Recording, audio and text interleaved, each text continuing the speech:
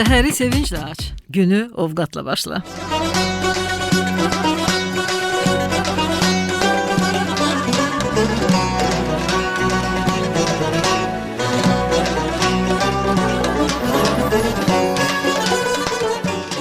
Salam hörmətli dinləyicilər. Yenə eyni vaxtda, eyni məkanda Ovqat proqramı ilə qarşınızdayıq. Studiyada Gülsüm Əhməd qızıdır.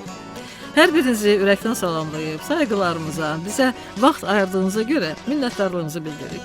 Bizi dinləməkdə davam edin, çünki bugün maraqlı mövzu ətrafında söhbət olacaq, hətta qonaqlarımız da var. Mahnı ilə ovqatımızı yüksəldi, buna köklənək, sonra əminliklə davam edərik.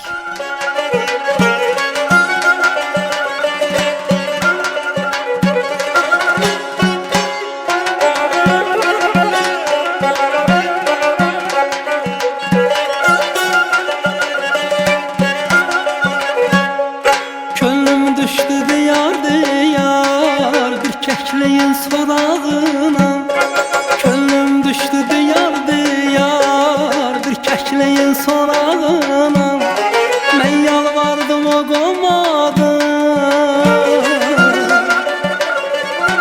Mən yalvardım o qomadı Çox yalvardım o qomadı Məhəbbətin budağına Budağına Mən yalvardım o qomadı Çox yalvardım o qomadı Məhəbbətin budağına, budağına Meylətmədim bir gözələ Meylətmədim bir gözələ Sədaqətim düşüb dilə, sədaqətim düşüb dilə Mən and içdim ildən ilə, könül verdim ildən ilə İlk eşqimin növrağına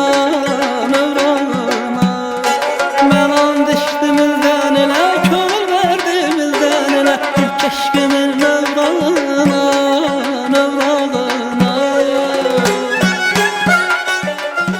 Davam edək dostlar. Bizə yenicə qoşulanları salamlayır və xatırladırıq ki, Azərbaycan radiosunun efirində Ovqat proqramıdır. Verilişimizə amma bir gülməcə ilə davam etdirmək istərdik ki, əsas mövzuya keçid ala bilək. Demək, müəllim şagirdə belə bir sual verir. Əgər cibində 1 manat varsa və atan sənə daha 1 manat verirsə, nə qədər pulun olur? Şagird düşünmədən 1 manat deyir. Müəllim başını yellədərək, sən deyəsən riyaziyyatla tanış deyilsən axı. Xeyr müəllim, deyir uşaq, siz mənim atamla tanış deyilsiniz. Bəli, hər valideyn övladının qayğısına qala bilmir, yaxud da onunla dil tapa bilmir. Söhbəti atalar və oğullar rubrikası ilə davam etdiririk. Tərəf müqabillərim Rahib və Neldir. Rahibi artıq ötən görüşümüzdən tanıyırsınız, o gənc əməkdaşımızdır. Nel isə müğənnidir. Ən əsası onlar hər ikisi də gənc valideyndir. Rahibin bir oğlu, Nelin 2 oğlu var. Odur ki, müzakirə ediləcək sözümüz çoxdur. Xoş gördük hər ikinizi. Sizi yenidən görməyə şadam. Necəsiz? İşləriniz necədir? Mən də sizi və dinləyicilərimizi salamlayıram. Hər şey yaxşıdır. Çox gözəl. Gülsüm xanım, sizin verilişinizin adından da göründüyü kimi bu verilişdə ovqatı yüksək olmaqdan başqa bir şansımız yoxdur. Biz Rahibdən soruşmaq bəlkə bunu artıqdır. Çünki bilirəm ki, o özünü bu verilişdə balıq suda hiss etdiyi kimi hiss edir. Amma Neldə deyəsən biraz həyəcan var. Eləmi? Bu da keçəcək. Çünki biz bu studiyada və dinləyicilərimizlə bərabər bir ailə kimiyik. Və buna görə də nəyimiz varsa, yoxsa elə burada açıb danışırıq. Odur ki, başlayaq uşaqlar. Başlayaq.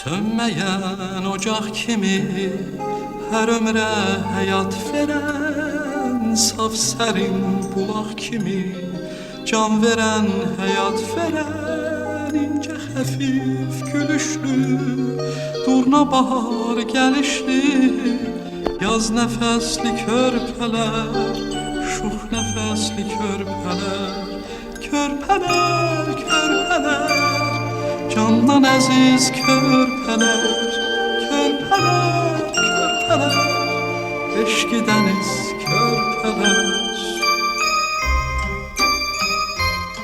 İnsanın deyir özünü xoşbəxt hiss etməsi üçün ailə mühüm şərtdir. Çünki gələcəyin formalaşması gözümüzün önündə, övladlarımızın timsalında baş verir.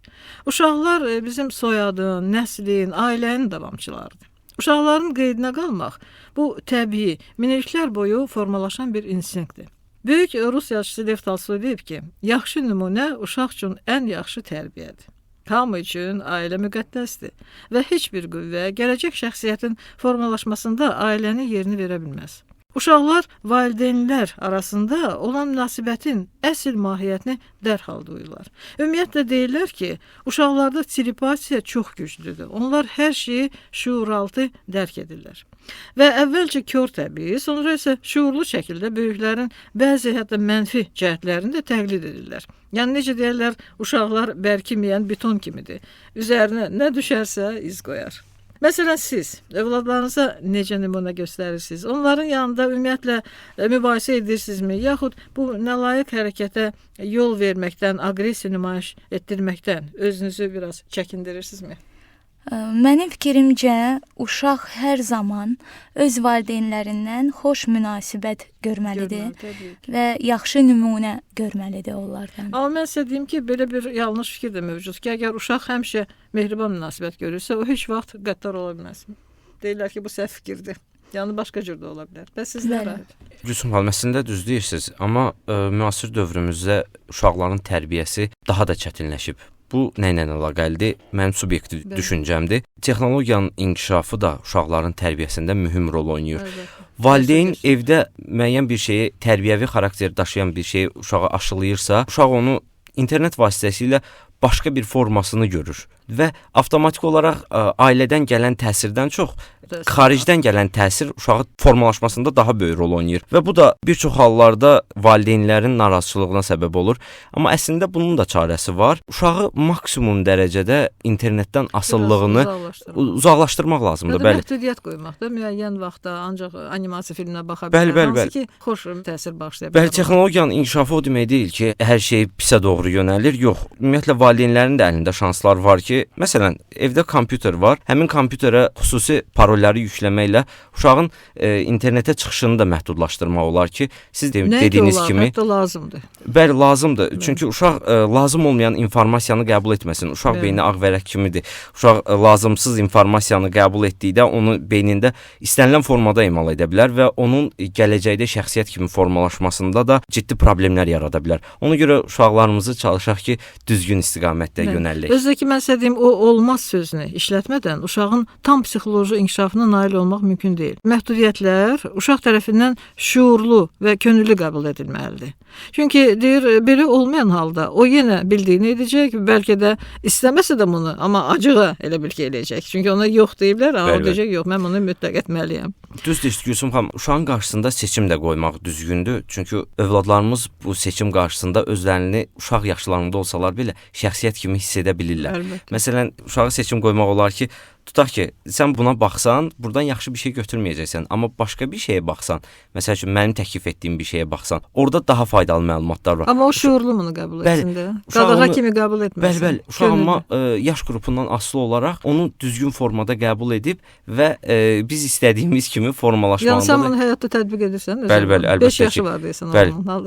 Mən övladımı məsəl üçün İndidən o nəsə istəyir, ya qadağaya, ya nəsə razı olur. Sərt qadağa qoymuram. Mən ona olmaz sözü deməmişəm. Amma özü razı olur. Yalnız seçimlər vermişəm ona və o seçimlərdə də görürəm ki, düzgün yöndə inkişaf etməyi bacarır. Gözəl. Və sizdən elə? Bizdə əlbəttə olmaz sözünü lazım gələndə biz işlədirik. Amma biz də başa düşürük ki, onlar da uşaqdır. Onlar da dəcəllik edə bilər, şıltaqlıq da edə bilər. Yaponlar ümumiyyətlə olmaz sözünü müəyyən yaşa qədər heç işlətmirlər. Uşağa tam sərbəstlik verir. Amma mən bunu qəbul eləmirəm. Eləmirsən. Bir valideyn kimi eləmirsən. Amma bəlkə də doğrudan da 5 yaşına qədər uşaq dünyanı necə deyirlər, bax buna toxunmaqla dərk edir, dünyanı dərk edir. Nəyisə deyir dişinə vurmaq. Böyüklərdə də belə bir söz var ki, falan məsələn o işi dişimə vurdum, sonra bildim ki, nə var, nə yox. Amma belə bir şeylər var ki, təhlükə yarada bilər bilər uşaq üçün. O təbii, o təbii. Olmaz sözü nəzarət mütləqdir. lazımdır, Bəli. lazımdır. Amma ki, o da müəyyən çərçivədə. Bəli. Ailə özü də böyük bir həyat məktəbidir. Ümumiyyətlə şəxsiyyətin formalaşmasında ailə və cəmiyyətin rolu çox böyükdür. Əlbəttə. İlkin formada ailədən gəlir hər bir şey. Bir məsələ də var Gülsüm xanım. Bəli. Genetika da öz rolunu oynayır şəxsiyyətin formalaşmasında. Hökmən. Əgər o insanın genində hansısa bir sahəyə meyillik varsa, Bəli. məsələn, incəsənət sahəsinə, gəlin yaxşılardan danışaq, Bəli. incəsənət sahəsinə və ya başqa bir istiqamət üzrə formalaşmaq üçün genetikasında əgər bunu daşıyırsa, uşaq mütləqdir ki, o yolla inkişaf eləyəcək Bəli. və o istiqamət üzrə öz həyat baxışını formalaşdıracaq. Ümumiyyətlə körpənin inkişafı ilk nəfəsdən başlamalıdır.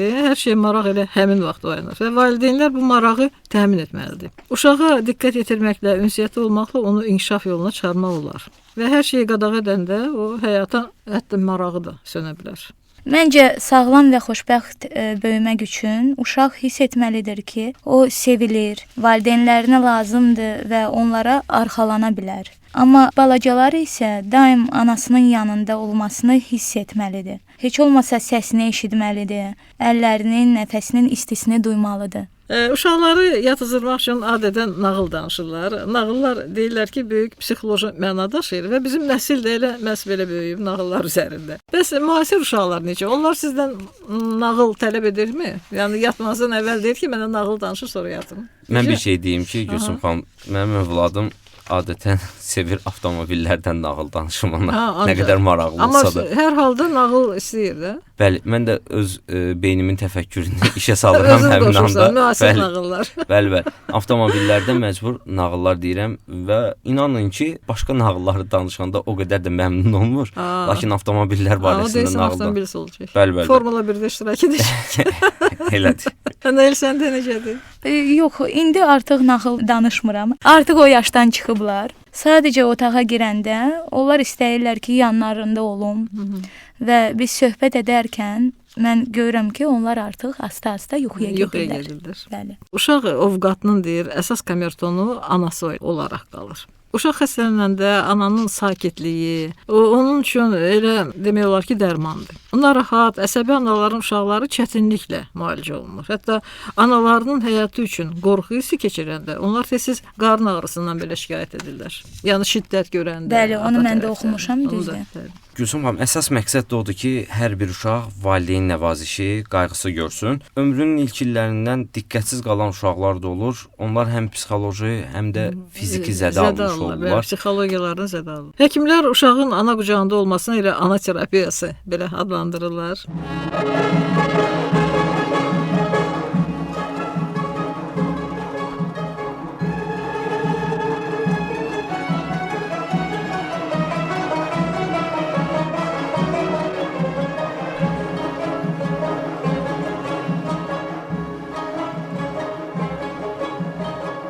Dünya bir nəğmə idi, dünya bir yuxu idi. Elə bil yer üzündə bir tifil də yox idi.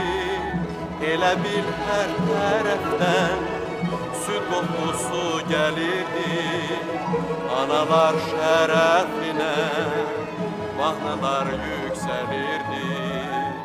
Elə bil hər tərəfdən süd qoxusu gəlirdi.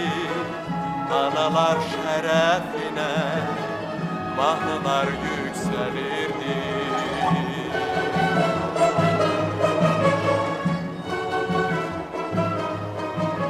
Bütün aləm elə bir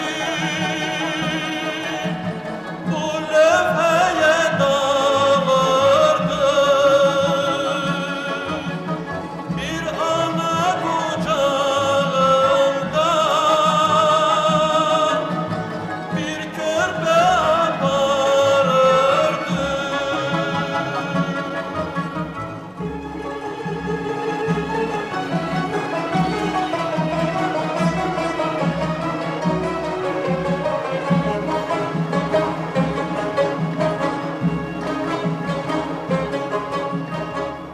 Ona at gəzirdilər, beşi axtarırdılar, başına dönürdülər, qadasını alırdılar. Nənəsi asta-asta yeriyirdi dalınca. Uşaq sakit astaca baş qoymuşdu balınca. Nənəsi asta-asta yeriyirdi dalınca. Uşaq sakit astaca baş koymuştu balınca.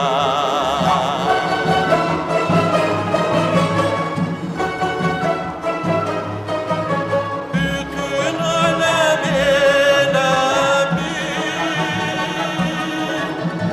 bu lövhəyə dağılırdı. Bir ana kucağında bir körpə aparırdı.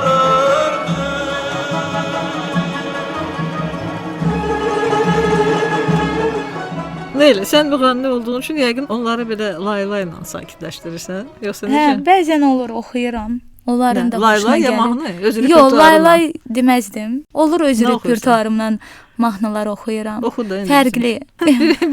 Bir damcı oxu bizim üçün. Adətən nə oxuyursan? Onlar məsələn, sən hansı mahnını oxuyanda görsən ki, diqqət yetirirlər, onlar üçün maraqlı oldu. İndi oxuyaram, Aha, Bizə dinləyərsiniz. qulaq as. Bésame, bésame mucho, como si fuera esta noche la última vez. Bésame, bésame mucho, que tengo miedo perderte, no verte después. Bu Təşəkkür qədər. edirik. Bu bizə də sakitləşdirir təsir. Bəli. Düzdür? Mən Gözəl elə gəlir ifadə. uşaqların sevirsən ifalarını. Bəyəndim. Çox gözəl. Ümumiyyətlə deyirlər ki, musiqi uşaqlara psixoloji cəhətdən çox böyük təsir göstərir. Yəni onlar daha çox sakit, lirik musiqini sevirlər. Amma tanınmış türk sənətçisi var, Yılmaz Morgül. O valideynlərə bir dəfə müraciət edərək belə dedi: "Yalvarıram, çocuklarınıza rap dinlətməyin. Orada bir şiddət var." Məncə o haqlıdır, çünki rap adətən hansısa sosial narazılığın o musiqi formasında çatdırılmasıdır. Mən Necə də bu düşünürsünüz? fikirlə razıyam. Çünki bu janrda mahnılar uşaqda aqressiya yarada Yaradır. bilər. Ümumiyyətlə bu repdir və ağır rockda indi nəinki uşaqlara, hətta böyüklərə də Böyüklərə pis də, təsir düzdür. göstərir. Onlarda da belə aqressiya hissi daha da güclənir. Bəli. Neylə, sənin repertuarında Mən anayam mahnısı xüsusi yer tutur Düzdür. və indi sənin ifanı xahiş edəcəyik.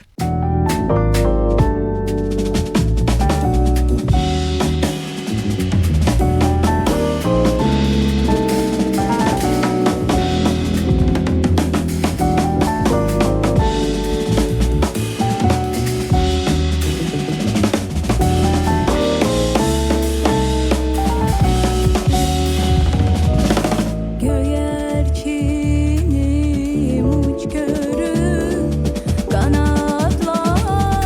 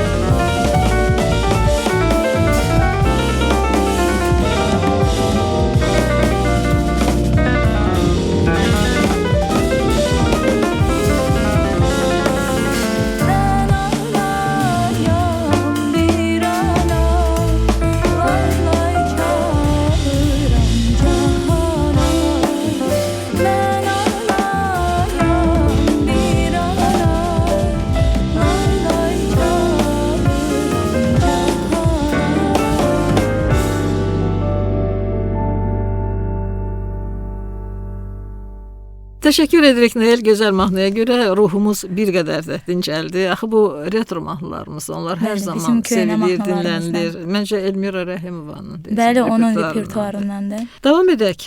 Elə insanlar var ki, deyir, dediqodusuz yaşaya bilmir. Özgənin sirrini ailəmə yaymaqdan belə xüsusi zövq alırlar. Belə bir sual yaranır ki, bəlkə onları uşaqlıqdan düzgün tərbiyə etməyiblər. Bəzi uşaqlar da xəbərçilik edir. Məsələn, deyir, Zaur ayaqqabısının qaytanını bağlamayıb, Aynur icazəsiz konfet götürüb, Nərmin nə bilim tortu əlindən alıb və s. Amma bu uşağın tərbiyəsizliyi deyil, xəbərçiliyinin, belə deyək ki, ilk təcrübəsidir. Buna görə uşağın üstünə çığırıb dərhal qınamaq da məsləhət deyil. Onunla təklikdə danışmaq lazımdır ki, o xəbərçilik etmək yaxşı deyil. Lakin qınaq obyekti olan o biri uşaq da bilməlidir ki, o gözə görünməz deyil, o çatışmayan cəhətlərini görən var və üzə deyən var. O da bir nəticə olaraq yəqin ki, özünə və hərəkətlərinə nəzarət etməyi öyrənəcək. Eləcə də yalan danışmaq. Artıq müəyyən olub ki, 2 yaşa çatan uşaqların 20% Yalan danışır. yalan danışır. 3 yaşa çatan uşaqların 50% yalan danışır. Ümumiyyətlə 12 yaşdan yuxarı yalan danışmayan uşaq yoxdur. Allah. Gülsüm, ümumiyyətlə uşaqlara şəxsiyyət kimi yanaşdıqda bu kimi xüsusiyyətlərin də sonradan inkişaf etməməsinin qarşısını almaq mümkün olur. Çünki uşaq xəbərçilik edirsə, onu xəbər çatdırmağın nə qədər pis bir şey olduğunu, gələcəkdə onun üçün pis bir xüsusiyyət kimi formalaşacağını aydın eləyəndə uşaqlara inanıram ki, başa düşürlər. Yəni biz düşündüyümüz qədər də yəni ki, anlaqsız deyillər. Çünki biz onlara istənilən informasiyanı verdikdə hətta bizdən də yaxşı onu emal edib onu qəbul edə bilirlər. Bilirsiniz, amma deyir ki, uşağın intellekti yüksək olduqca o daha böyük peşəkarlıqla, daha inandırıcı yalanlar uydura bilir. Və müşahidələr göstərir ki, gələcəkdə ona uğurlu karyera qurmağa bu kömək edir. Bəli, amma o valideynlərdən də asılıdır. Çünki əgər ata uşağa bir sözü verirsə, onun arxasında dayanmırsa, uşaq da eyni xüsusiyyəti özü üçün bir nümunə kimi götürüb, gələcək həyatında da onu formalaşdıracaq öz xasiyyətində. Lakin valideyn verdiyi sözün arxasında dayanaraq, uşağın demirəm bütün istədiklərini həyata keçirsin, amma verdiyi tərbiyə çərçivəsində sözünün arxasında dayanarsa, inanıram ki, və 99% də bu təcrübədə də sınanılıb ki, uşaqlar gələcəkdə nəinki xəbərçilik, hətta verdiyi sözün də arxasında dayanmağı bacarırlar. Doğru nəticədir. Mən deyərdim ki, bugünkü gündə belə bir şeylər var ki, uşaq onları mütləq anası ilə atasına çatdırmalıdır. Məsələn? Mən onu düşünmürəm ki, bu bir xəbərçilikdir. Yəni kimsə nəsə etdiyini? Yox, əslində Günel xanım düz deyir. Müəyyən məqamlar var. Var elə məqamlar ki, məsələn, bu yaxınlarda bir məqam var idi ki, mənim oğlumun məktəbində onlarda bir sinif yoldaşı ona bir kino fraqmenti göstərdi. Çox qorxulu bir film idi. Və mən gördüm ki, o evə gələrkən axşam gördüm ki, yuxuya heç cürə getmir. Sonra o mənə dedi ki, belə bir hadisə baş verib, mənə göstərdi. Onun təsirindən, onun qorxusundan yata bilmir. Yox, bu xəbərçilik deyil, o səninlə paylaşıb sadəcə. Amma onu deməməyi də... Xəbərçilik nədir? Məsələn, qardaşı getdi gizlincə bir konfet götürdü, sən demirsən yemə, o götürüb yeyib, o deyir ki, bax o getdi konfet yedi. Bax, o xırda bir xəbərçilikdir. Amma sən dediyin xəbərçilik deyil. Yəni, o xəbər heç bir günah da olmayıb. Amma var uşaqlar ki, onu da heç deməzlər. Demirlər. Bəli, gizlədərlər. Sadəcə olaraq yaşadığı vəziyyəti valideyninə izah etmək istəyib. Bilirsiniz, uşaqlarla bağlı bəzi ölkələrin müəllimləri həyəcan təbili çalır. Demə, ibtidai siniflərdə çətinliklə danışan, öz fikrini ifadə edə bilməyən uşaqların sayı günbəgün artır. Məsələ bu uşaqların əqli geriliyində deyil. Onlar tamamilə sağlamdır. Amma danışa bilməməklərinin səbəbi valideynlə ünsiyyətdə olmamalıdır. Çünki böyüklərin başı karyeraya o qədər qarışıb ki, uşaqların tərbiyəsində əsas qanunu ünsiyyətdə olmağı unudublar. Hətta bilirsiniz, belə bir gülməcə də var, yadıma düşdü deyimsə. Deməli, ailə oturub yemək yeyir və uşaq da ardınca suallar verir. Yəni, uşaqların adətidir, daim sual vermək. Dayanmadan. Ata da axırda bezir, deyir ki, oğlum, mən yemək yeyəndə lalam və karam. Oğlu isə belə baxır, onu deyir ki, ata, mən isə normalam.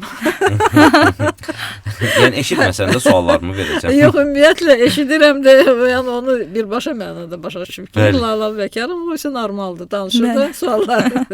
Yəni, bu ünsiyyət çatışmazlığını hiss edəndə uşaqlar sadəcə özünə qapılırlar. O danışmağı da öyrənmirlər. Nəticədə onlar nitq qabiliyyətini tamamilə inkişaf etdirmədən vaxtlarını ya televizor, ya da kompüter qarşısında keçirirlər. Siz uşaqlarla ünsiyyətdə ümumiyyətlə tez-tez olursunuz? Çünki Çox iş oluram. adamısınız. Bilirəm, məsələn, səhərdən axşama qədər işdəsiz. Yerdə qalan vaxtı onlara vaxt ayırırsınız da yəqin. İşdən sonra mən ancaq və ancaq öz uşaqlarımla məşğulam. Bir də şənbə bazar günləri, istirahət günləri. Bəli, istirahət İndi bayram günləri günləri mütləq. görürsünüz Necə gözəl şərait yaradılıb. 7 gün, 8 gün, bir həftə yəni evdə olur. Bəli, Yəni bu da uşaqlarla. ona görə yaradılıb ki, valideynlər uşaqları ilə istirahət edə bilsinlər, daha çox gəzintiyə çıxsınlar. Vaxt ayıra ünsiyyətdə bilsinlər. olsunlar. Bəli. Bəli, bu da çox gözəldir. Bəli, buyurun. Gülsüm xanım, mən də övladımı tərbiyə etməkdə qarşıma bir məqsəd qoymuşam. Gələcəkdə cəmiyyətimiz üçün bir şəxsiyyət yetişdirmək. Çox Həmin o gözəl. şəxsiyyət Yaxşı ki, indidən fikirləşirsiniz bunu. Bəli, həmin şəxsiyyəti yetişdirmək üçün də valideynin əlindən nə gəlirsə onu da etməlidir. Siz dediyiniz kimi Təbii ki. ünsiyyətdə olmaqdan başlayaraq onun xırda problemləri ilə maraqlanmağa qədər. Bəli.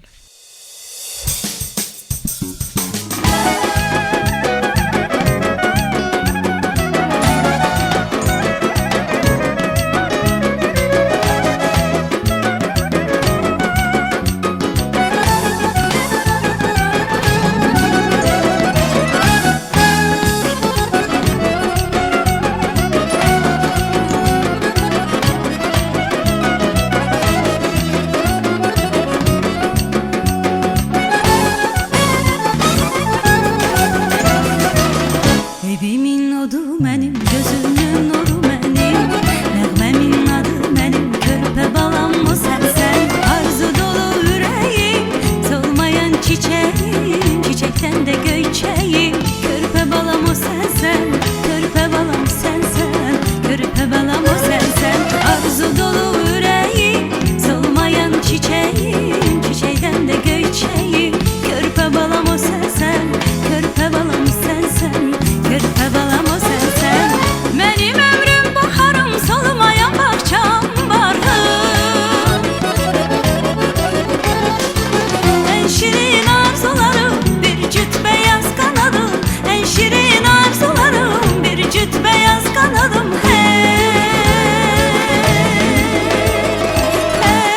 Hey, arzu dolu yüreğim, solmayan çiçeğim, çiçeğden de göyçeyim. Körpə balam o sənsən, körpə balam sənsən, körpə balam o sənsən. Arzu dolu ürəyim, solmayan çiçeğim, çiçeğden de göyçeyim. Körpə balam o sənsən, körpə balam sənsən, körpə balam o sənsən.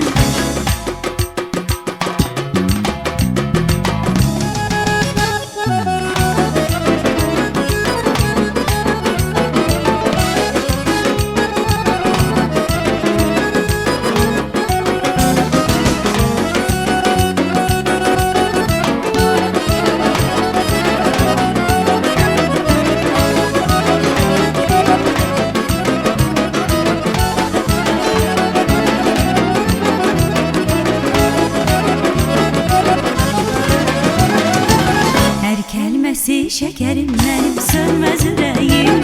Bir işıqlı səhərim, körpə balam o sənsən. Arzu dolu ürəyim, solmayan çiçeğim, çiçəkdən də göyçeyim. Körpə balam o sənsən, körpə balam sənsən, körpə balam o sənsən. Arzu dolu ürəyim, solmayan çiçeğim, çiçəkdən də göyçeyim. Körpə balam o sənsən, körpə balam sənsən, körpə balam o sənsən. Mənim ömrüm baharım, solmayan bağçam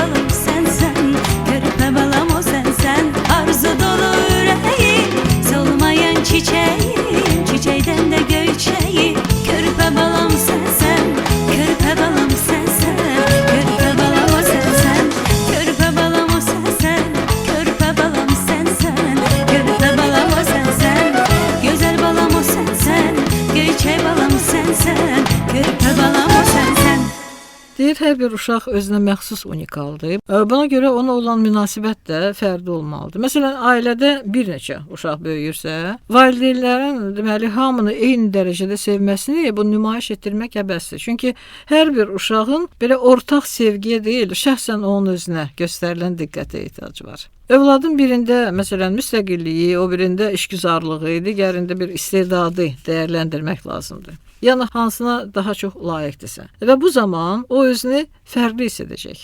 Əbəs yerə deyilmir ki, uşağın tərbiyəsi onu tanımaqla başlanır. Yəqin ki, siz uşaqlarınızı tanıyırsınız, yaxşı tanıyırsınız. Hər bir valideyn onu hiss edir. Bir verilişə mən baxdım, çox maraqlı bir elmi veriliş idi. Deyir ki, müəyyən olunub ki, valideynlə evladların beynində xüsusi bir o necə deyim siqnallar gəlir. Yəni isə bir çox böyük bağlılıq var. Valideyn həmişə duyur ki, bax uşağı heç baxmır o tərəfə. Amma hiss edir ki, uşaq yıxılır və əlini dərhal atır. O kadrlarda nümayiş olundu. Uşağı hansısa təhlükədən qurtarır, ya bir maşının qabağından götürür. Bəli. O an o reaksiya necə yaranır? Çox İmpulslardan instinktiv olaraq yaranır. Bəli. İnstinktiv deyir. Yəni deyir ki, o bağlılıq var. O beyinlər arasında bağlılıq var. Və bir misal da çəkdilər. Deməli artıq böyük oğlandı. Bir 20 yaşlı bir gəncdir. Nəysə xəstəlik olub ya qəzaya düşüb, o komaya düşüb və komadan çıxmırmış. Onu aparata qoşublar və nəhayət həkimlər bir gün qərara gəlib ki, biz onu aparatdan ayırırıq. Ata, yəni belə deyək, özünü öldürüb ki, mən icazə vermirəm onu ayırmağa, hətta onlara silahla da təzyiq göstərib həkimlərə. Və o qapını bağlayıb və oğlan da komadadır. Yalvarıb ki, sən oyanmalısan, yalvarıram sənə qayıt, yəni həyata qayıt. Onların əli tərpənir və həmin gün o komadan çıxıb. Atanın o hissləri, güclü hissləri, yalvarışı oğlanı o komadan çıxardıb. Yəni o bağlılıq çox güclüdür. Ona görə valideynlər həmişə bunu nəzərə almalıdır ki, uşaq məni deməsəm də duyur, hiss edir. İntuitiv olaraq hər şeyi hiss edirlər. Valideynlər də təbii ki, eyni dərəcədə.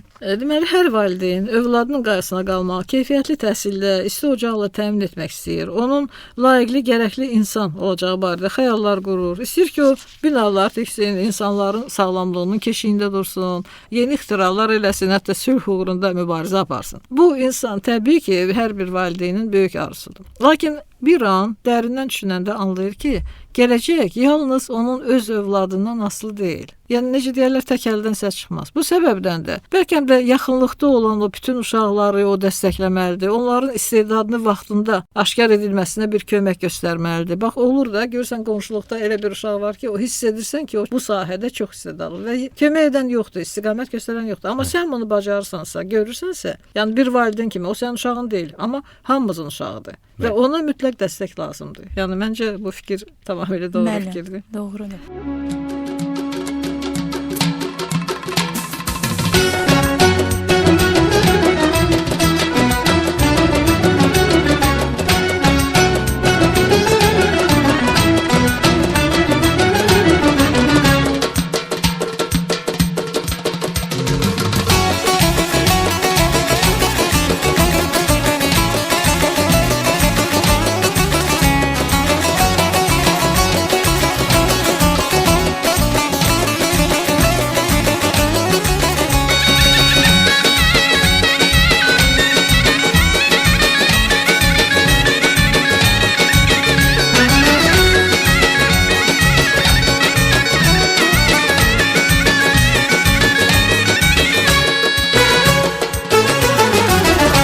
Ki doğuldun sen bu dünyaya, sen ol bu dünyanın gereği körpem.